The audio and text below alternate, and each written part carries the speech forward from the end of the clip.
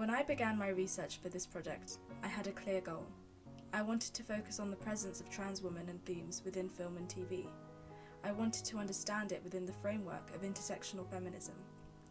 I would inspect a range of case studies from the silent movies of the 1910s to the modern day.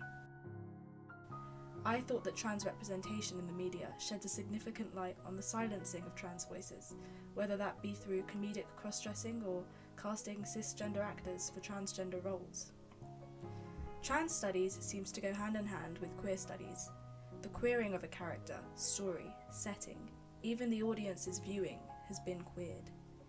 If negating Hollywood portrayals of transness brings us a step closer to a media that encompasses and protects all women, then the question is how and why. I thought that just by looking at case studies, looking at examples of representation would be enough, but I soon realised that this goes way beyond the representation and feminist backing of all women. Trans representation has transformed how we see the world, our understanding of gender and the binary. And it's not just trans actors in the media that help us understand this. It's creators, theorists, writers. This video is going to chart trans representation of women in TV and film, and explain how certain recurring tropes have been extremely damaging to assumptions made about transgender people for a wide audience, and how this in recent years has hit somewhat of a tipping point.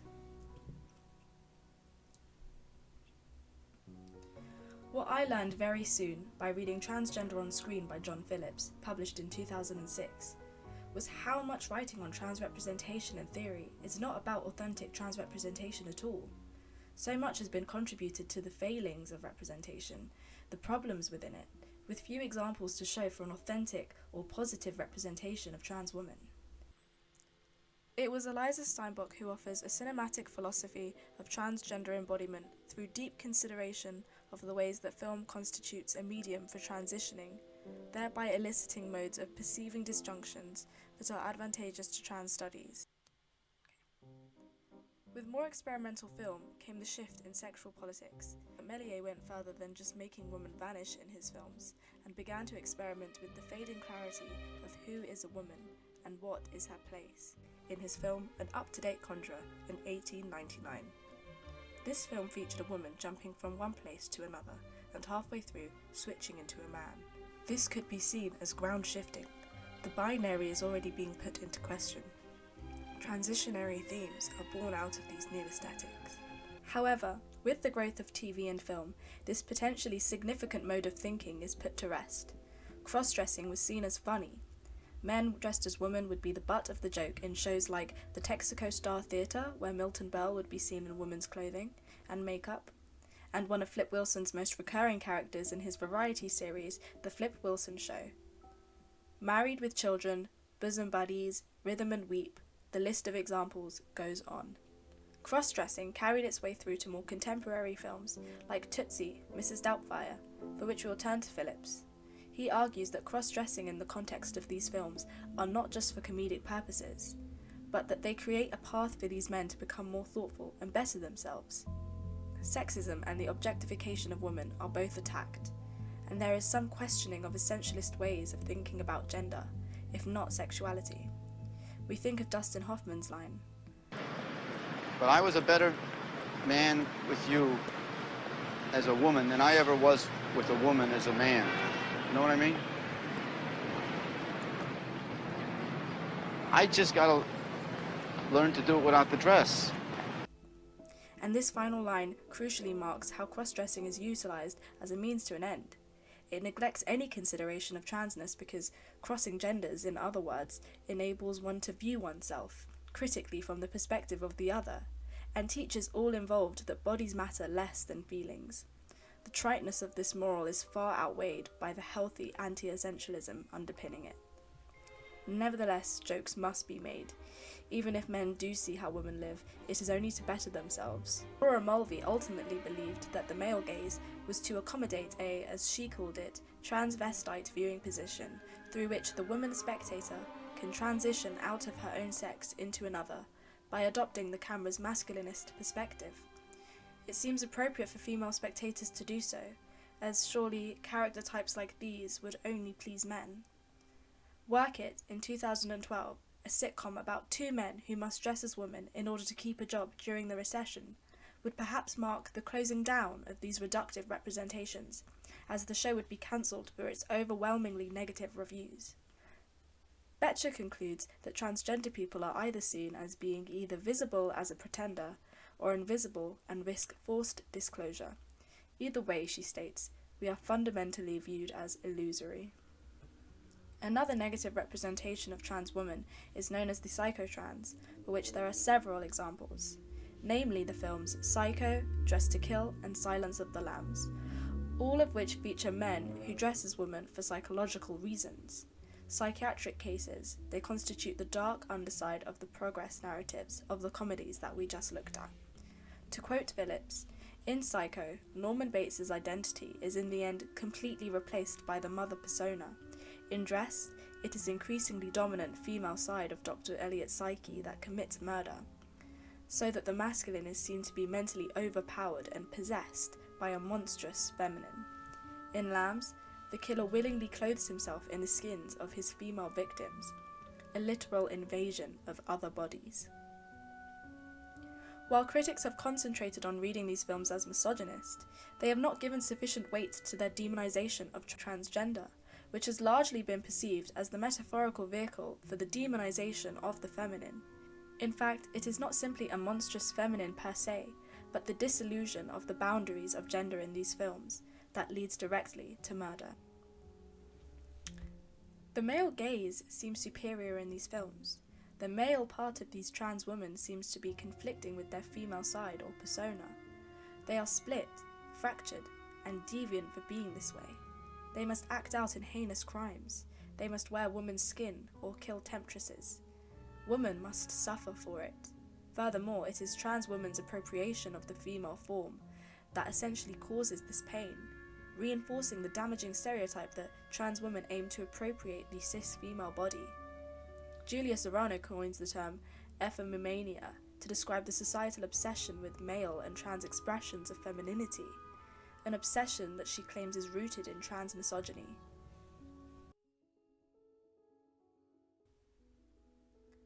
Furthermore, many examples of representation are also played by cis actors, a controversial topic that has arisen over the years, as it reinforces the notion that trans women are simply cross-dressing men.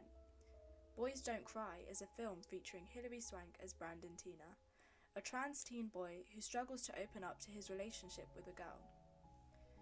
The title itself draws attention both to the kind of sexism and gender stereotyping that gives rise to such erroneous ideas about women, and to the dominance in this society of a machismo culture that represses any manifestation of a more feminine sensitivity in men. It is part of the project of Pierce's narrative to explore gender differences in general, as they are perceived in working-class American white milieu, and to recuperate a masculinity that, in Jungian terms, is balanced by a recognized and accepted anima or feminine side. We must question if this feminine side excuses a cis casting, that only a cis woman could capture that femininity in a trans man, seems once again incredibly damaging to our ideas about transgender people. When Lana, Brandon's love interest, has apprehension over being sexually involved with Brandon, it is clearly related to her concerns about how to have sex with a woman rather than with a transgender man, and therein lies the problem. As Julia Serrano argues, trans women are often depicted as either pathetic or deceptive, as either sorry, failed versions of women, or as surreptitious persons who deceive others into now believing that they are women. Think of The Crying Game, Ace Ventura, M. Butterfly. So now we have this recurring concept that trans women are false women, whose secret is revealed at a dramatic moment, often after they have seduced a heterosexual man, all of whom are staged as innocent and or unaware of the truth. Men here are seen as the victims of trans women's deception. The Adventures of Priscilla, Queen of the Desert, is an Australian road movie which follows three female impersonators, Mitzi, Bernadette and Felicia, from Sydney across the outback. It further poses interesting questions about how drag and trans representation tie together, although it should be said that the three actors are cis men. Garber follows Butler in viewing drag as positively operating to reveal the constructed and performative nature of gender. In imitating gender, drag implicitly reveals the imitative structure of gender itself and its contingency. Garber applies Butler's view of drag as subversive to art, arguing that drag tests the limit of representation. Garber also finds drag queens interesting precisely because they are imperfect and unconvincing as women. Drag can also be an important destabilizing element that, in performance, questions the limits of representation. The imperfection of her imitation is what makes her appealing, what makes her eminently readable. Drag queens lie somewhere in between gender representations. They become anti-essentialist and fluid. However, when male performers take control of women's images through the drag performance, they gain an ultimate power. For them, drag is a fetishistic display which allays and potentially eroticizes male fantasy about female space, and it relies on sadistic and masochistic impulses. It reinforces a male power. However, drag has had a long and entangled history with transness, and has become a particularly empowering narrative for trans women. Paris is Burning is a cult classic that follows several drag queens living in New York City and their house culture. It looks at the trans and queer community, support for the flamboyant, and the subculture everyone else in society seems to reject. It also looked at racism, poverty, and AIDS, and how it marked many members of the community. We can consider Pose to be an extension of the film, which explores the same themes fictitiously, the show blazing a trail with the largest trans-inclusive cast to date, moving performances, and even more representation on drag, queer, and trans culture of the time. On that note, Paris is Burning was not the first authentic representation of trans women. Let Me Die a Woman, one of the earliest films to explore the lives of transgender people. Doris Wishman's controversial quasi-documentary is a difficult-to-classify hybrid of educational film and exploitation fare, in which interviews alternate with staged scenes. Treating its subjects with an uneasy mix of sympathy and sensationalism, Wishman's film profiles Dr. Leo Woolman, a specialist in trans healthcare, and a variety of transgender people who speak about their experiences with gender dysphoria. Though the graphic depictions of gender confirmation surgery have ensured its lasting notoriety, Let Me Die a Woman stands as a rare historical record of the transgender experiences in the 1970s, and features cinematography by trans photographer Andrea Susan Malik. Although it is arguably exploitative to explore these themes in this way, it stands as another, more ground-shifting depiction of trans women. And today, there is far more trans women representation than ever. Perhaps it started with Christine Jorgensen's TV footage of her leaving a plane just after she had gotten gender reassignment surgery, looking glamorous, and eventually going on to become an actress. In 1986, the TV movie Jules Dahl was released, which entails a drag queen reminiscing about his relationship with his trans girlfriend, who remains an inspiration to him. A Fantastic Woman, released in 2017, would go on to win the Best Foreign Film category at the 90th Academy Awards.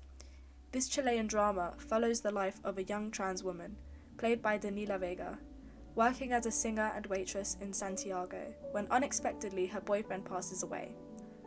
The film not only highlights the transphobia and discrimination a trans woman can face within a conservative society, but it also casts a trans woman as the lead actress.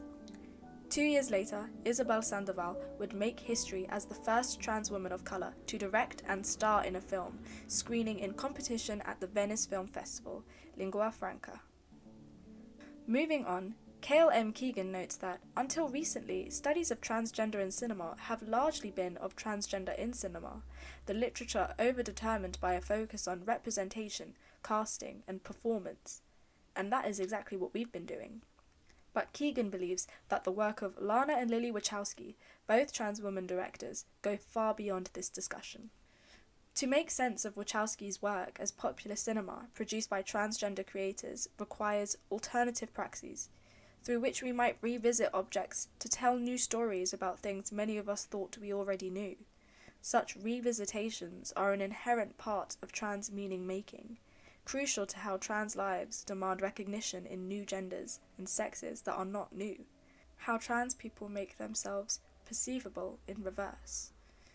Their work has established trans as a millennial and speculative mode for imagining against and beyond dominant representations of gender, race, space, and time, discussing how their films invent a trans aesthetic that strains against the colonial foundations of modernity.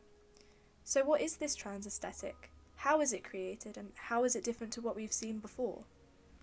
Their considerably more popular film, The Matrix, has some incredibly interesting trans readings. First, we must understand how the rise of transgender politics in the mid-1990s is wedded to the emergence of digital technologies, especially the internet and its virtual spaces, that connected disparately located trans individuals in networks, while they simultaneously separated gender presentation from the physical body. Transgender is thus historically connected to digital innovations in technology.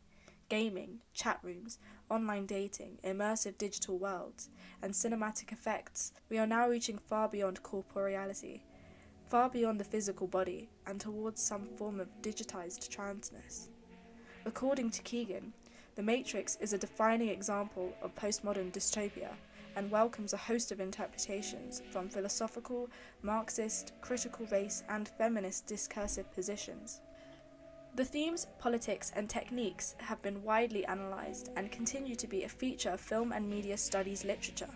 However, these discussions of The Matrix continue to overlook the text as narratively transgender, its plot following the sequence of dysphoria, identity realization, name change, hormonal therapy, surgery, and social reintegration in a new gender that is associated with the medically mandated pathway for gender transition.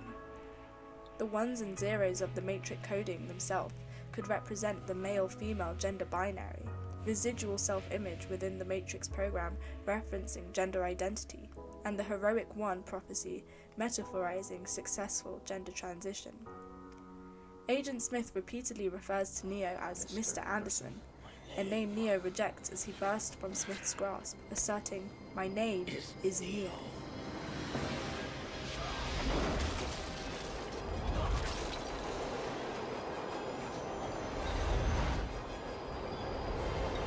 The scene cites an archetype of heroic emergence through self-naming that is at once universal and yet distinctly, subculturally, transgender. Morpheus's dialogue, "You're here because you know something. What you know you can't explain, but you feel it. You felt it your entire life, that there's something wrong with the world. You don't know what it is, but it's there, like a splinter in your mind." captures a trans effect for which language barely exists. Something is wrong with reality. The gendered structure of the world does not seem true, but others live within it as if it were pre-social, coterminous with nature.